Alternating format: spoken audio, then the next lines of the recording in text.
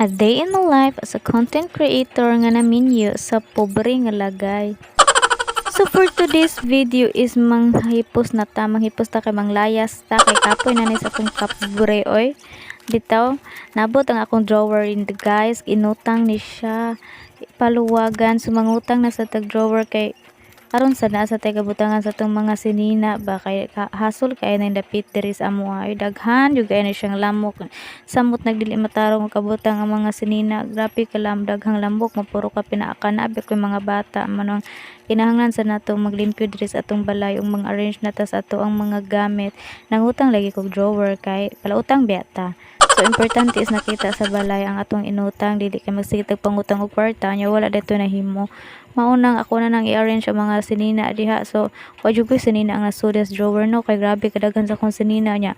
Ang naigo diha sa drawer is mga sinina ra sa akong mga anak. Mas labaw pang daghag sinina. Puro ra na siya bago ang akong gisulo diha. Nindot kay akong drawer no pink og color. That's my favorite color. Kasi unsaon pink yun ang akong favorite color. Og mao lang to ba